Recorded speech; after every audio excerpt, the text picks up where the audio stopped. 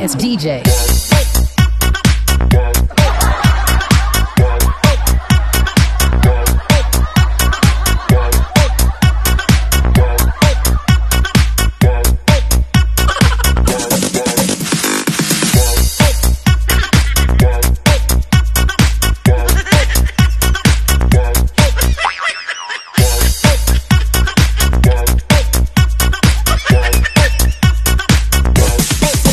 Get some.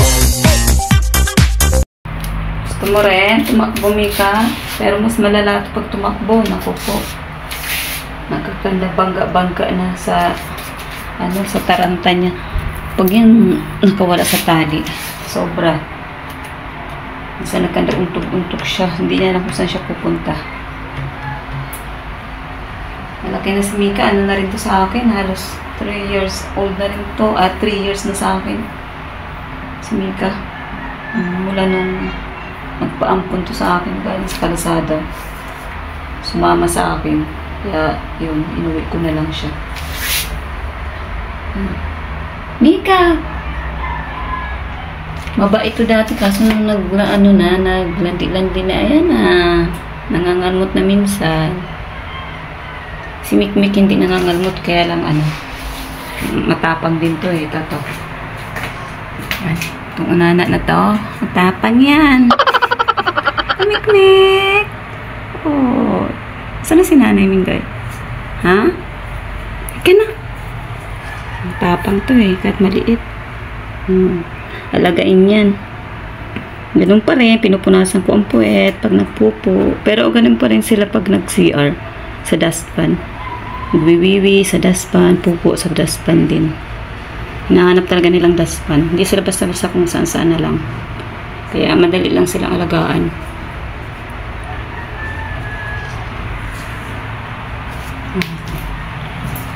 Ito yung bago kong tinitirahan, guys. Oh. Mingay! Mingay! Ayan, diba? Malaya na sila. Nakakatakbo na. Ayan naman, pinag-iinitan na naman niya yung isa sa ilalim. May ibang kulay. Pinag-iinitan niya talaga si Mika. Parehas sila ni Mingay. Nakatingin din. Ano yan, Mingay? Mikmik. Oo. Grabe itong dalawang to. Pero silang dalawa, magkasundo siyempre magnanay. Pero minsan nagsasabunutan din yan parang naglalandi ang mga yan. Andyan yung mabubot sa ilalim ng tinabi ko. Malapot talaga yan si Mingay. Kagabi ba yan siya takbo ng takbo? Nahayaan ko. Kaya lang nakaka-estorbo dito sa kapit ko. Dito sa kabilang room. Oh.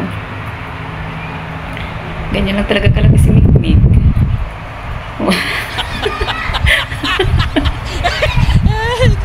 Akala mo magsasabog Tapang. Pero pag nasapak yan ng nanay, ayaw ko lang iiyak-iyak yan.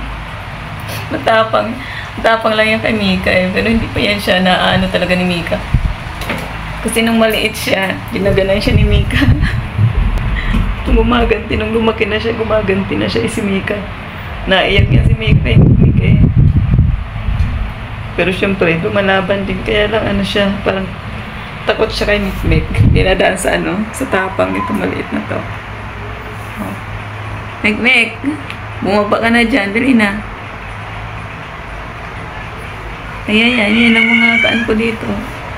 Tsaka guys, hindi na ako, ayoko na ng tutorial kasi nakaka-copyright strike ako. Nagawin? Kaya balik sa dati, ganyan-ganyan ang mga alaga ko na lang yung binablog ko. Ang laki ng binabat ng views ko guys kasi kaya ano na lang binablog ko. Ngayon lang naman ako nag-vlog kasi ang tagal nang hindi ako nagbablog talaga. As in, halos taon na yung mga ina-upload ko mga na yan, matagal na yan na hindi ko lang na-upload. Kasi nag-stop nga ako dito sa channel ko, nag-stop ako. ng matagal. Nayaan ko lang siya. Wala nung nawalan ako ng ads. Tapos bumalik, inayaan ko lang. So, yun nga, na-copyright strike na naman ako pangalawa. So, isa na lang para ma-terminate na yung channel ko. Kaya, ang dami kong renovate na na-vlogs ko na about sa tutorial. Kaya, bagsak ang views ko.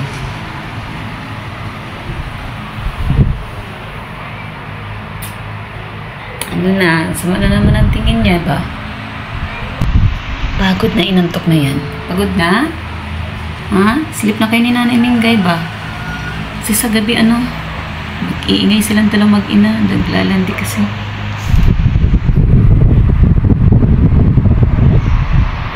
Diba guys, si Mikmik, mula nung ipinanganak siya nito, yan, mula ipinanganak siya ni Minggay, minlove ko talaga yan siya hanggang sa ngayon lang ulit na 3 years old na siya.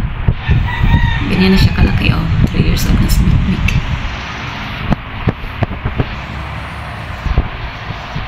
Nadagdagan pa ng isa. Ayan, nantok na. Tinatali ko lang talaga yan kasi sobra. Grabe yan pagka nawala sa tali. Muntik naman nung tinali ko dito tapos umakyat dito sa sa taas. Dito sa tapos lumambitin doon. Tumalon doon sa kabila. Buti nalagyan na ng aircon yan. Tumalon dyan sa bintana. Nabigti. Mabuti nakita ko. Hindi na kaya niya hindi na niya kayang bumalik pa kasi sa semento madulas so hindi niya kayang umakyat na bumalik sa bintana. Buti na ko talaga na kita ko siya. Bigti talaga yan. Yan, paakit naman yan. Isa rin yan. Nalusot dyan dati nung wala pa to. So binuksan dito yan bintana, diba? So siya dyan, umaalpas.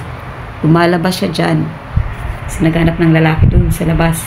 Kala ko nga nabuntis to kasi nagsuka-suka tapos lakas kumain.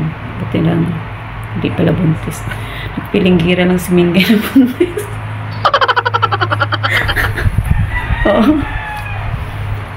Matulog na kayo Mamaya ko na yan sila itatali. Diyan siya natutulog. Nahayaan ko siya kasi mainit nga Balik na naman siya dyan. Inayaan ko siya dyan matulog. Tapos dito, yan, nagagawa nilang tatlo yan. Upuan na yan. Sila na may-ari niya, upuan na yan.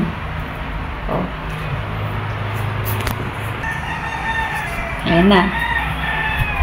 Sleep ka na dyan. Si Mika, mamaya doon ilagay ko na yan mamaya doon sa kulungan. Kasi, pag hinayaan ko yan dyan siya, aaway naman itong dalawang ina. Pero babantayan ko lang muna siya kasi kawawa naman yan, pinagtutulungan nila mag-ina. Matulog na muna kayo may gagawin lang ako. Minggay, bye-bye na. Bye na sa lahat. Mikmik, bye-bye na Mikmik. Bye-bye na. Bye-bye na. Ano yung si Mika? Mika, bye-bye na, Mika.